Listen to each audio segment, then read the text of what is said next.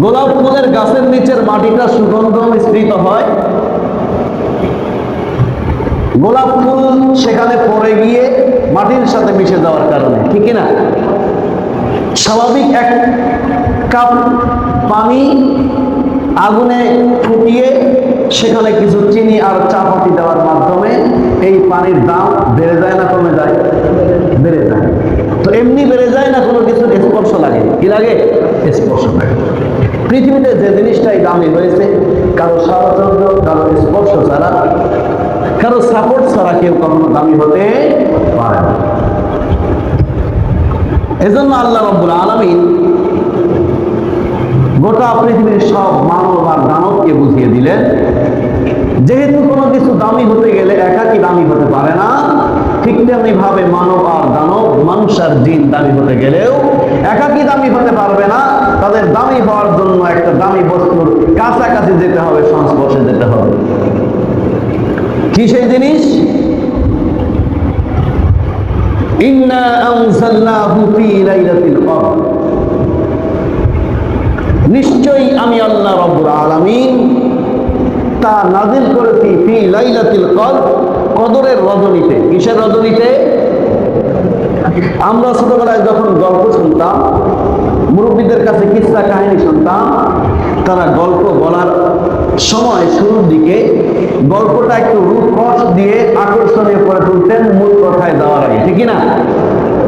যেমন যুদ্ধের কাহিনী আমরা ছোটবেলায় শুনতাম, 1971 মুক্তিযুদ্ধ আসলে কি, কেমন ভাবে যুদ্ধ হয়েছে, এটা মূল ঘটনা যাওয়ার আগে রূপরস দিয়ে সবাই বলতো। আমরা এরকম বলে থাকি। আল্লাহ রাব্বুল আলামিনও গুরুত্বপূর্ণ কোনো কিছু বলতে গেলে, দামি আর উল্লেখযোগ্য কোনো কিছু বলতে গেলে রূপরস দিয়ে চমৎপ্রদ করে তারপরে বর্ণনা করেন। কি করেন?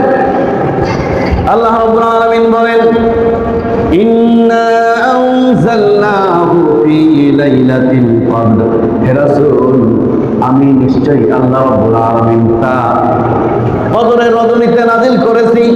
পরের আয়াতে আল্লাহ রাব্বুল আলামিন বলেন, ওয়া মা আদরাকা মা লাইলাতুল কদর, আপনি কি জানেন হে রাসূল আসলে এই লাইলাতুল কদর, শবে কদর যেটাকে আমরা বলে থাকি, এই লাইলাতুল কদর আর শবে কদরটা আসলে কি? তাহলে এই প্রশ্ন করার মাধ্যমে জিনিসটার আকর্ষণ, চমক আরো বৃদ্ধি করা হলো, ঠিক না? লাইলাতুল কদর খায়রুম মিন আলফি শাহর, এই লাইলাতুল কদর হলো এমন কদর, এমন একটা রাত যে রাত হাজার মাসের চেয়ে সর্বোত্তম। কয় মাসের চেয়ে? এই আয়াতের প্রেক্ষিতে, এই সূরার প্রেক্ষিতে হাদিসে পাকে রাসূল সাল্লাল্লাহু আলাইহি ওয়াসাল্লাম বলেন, একবার সাহাবায়ে কিরামকে সাথে নিয়ে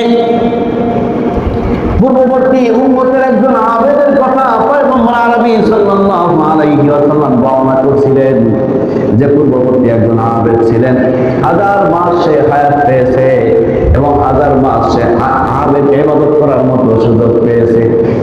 প্রতি রাত সে ব্যক্তি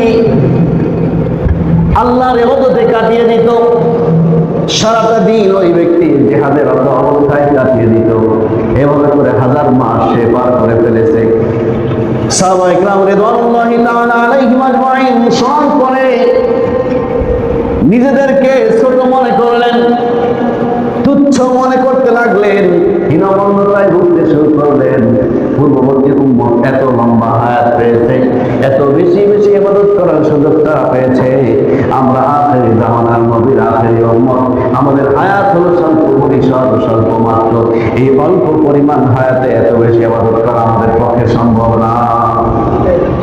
সাহাবায়ে কিরাম রাদিয়াল্লাহু তাআলা আলাইহিম যখন এভাবে করে চিন্তা করছিলেন, পয়গম্বর আরবি সাল্লাল্লাহু আলাইহি ওয়াসাল্লাম বললেন, ও আমার সাহাবীরা মনোযোগ দিয়ে শোনো, বরকত যে একটা জিনিস, এই বরকত কিন্তু অন্য নবীর উম্মতের মাঝ থেকে, তাদের থেকে আখিরি জামানার উম্মতের মাঝে বরকত বেশি দেওয়া হয়েছে। যেহেতু বরকত বেশি দেওয়া হয়েছে, হায়াত কম হতে পারে, এই হায়াতের মূল্য আল্লাহর দরবারে কম না বেশি? কম না বেশি? তখন পয়গম্বর আরবি সাল্লাল্লাহু আলাইহি ওয়াসাল্লামের সাহাবায়ে কিরামকে সান্ত্বনা দেওয়ার জন্য তাদের মনটাও একটু ভালো করার জন্য, আশার বাণী শোনানোর জন্য আল্লাহ রাব্বুল আলামিন এই সূরায় আয়াত নাযিল করলেন, লাইলাতুল কদরি খায়রুম মিন আলফি শাহর। ও আমার নবী, আপনার সাহাবায়ে কেরামকে বলে দেন, নিজেদেরকে তুচ্ছ মনে করার সুযোগ নাই, ছোট মনে করার সুযোগ নাই, হীনমন্যতায় প্রকার করার সুযোগ নাই। কারণ তারা হাজার বছর হায়াত পেয়ে যে নেক আমল করেছে, আপনার উম্মত একটা রাত যদি সে নেক আমল করতে পারে, হাজার বছর হাজার মাসের চেয়েও বেশি উত্তম। বলেন সুবহানাল্লাহ। লাইলাতুল কদর কেন দামি হলো? দামি হওয়ার পিছনে কারণ আছে না নাই? আছে না নাই? একটু আগে বললাম, পৃথিবীর কোন বস্তু সামগ্রী কোন কিছু কারো সংস্পর্শ ছাড়া দামি হতে পারে না। একজন মানুষ দামি হয় জ্ঞান অর্জনের মাধ্যমে, ঠিক কিনা?